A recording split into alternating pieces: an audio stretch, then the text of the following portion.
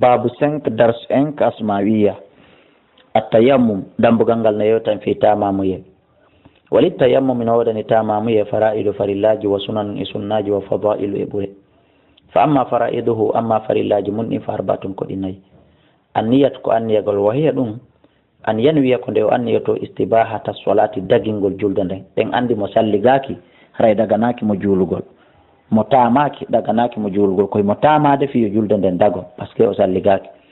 lena tayammum sabu tamamu ye la yarfaul hadasa ittata tayre nden goy alal mashhuri dow ko lolli kon ko ɗum waɗi masalan si ko longal on tigi tamori ñande o heɓi ndiya o en andi hani o lorto longal ngal andi tamamu ye on ittali tamamu ye on daginammo fiyo wawu juulude o tamimu o huuɓi duggol waji yeeso makko ngo wayadahi e juuɗe makko ɗen ila ko ayhi haaka kolɓe makko wa darbatul ula e piyande aranere nde wa saidu tahir e wongol leydi laaɓundi ko saidu ɗo noon no naati jaare koccu e mbumbu laydi loope ɗum fof no naati wawa ɗum noon kullu ma saida ko kala ko laaɓi kon ko woni kon ko ƴawi kon ala wajihil ardi ka hoore leydi ɗo min turabin immorde mbumbu laydi aw ramlin ma jaare aw hijaratin ma kaaƴe aw sabakatin ma lanɗan awi nahwi dalika ma ko nantata e ɗum wono loope wono jengalde wono cayu wa amma sunan hu amma sunnaji salligi ɗin e tamamu yeɗin fa salasatun ko ɗi tati tartibu ko rewnidirgol almasi maskugol ngol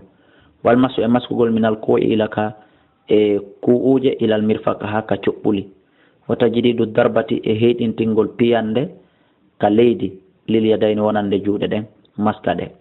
wa amma fadailuhu amma ɓure mum ɗen fa salasatun koɗe tati aidan kadi a tasmiyat ko wigol bisimillahi sino tamade wal badu e fuɗɗorgol ɓe masi zahiril yumna maskugol ko feeñi kon e sogonal ngal ka ñaamo bil yusra maskira ɗum nanango ilal mirfak ha ka coɓɓuli summa bil batini refte maskira nder on kadi ila akhiril aswabi ha ka sakkitorde hoore kolli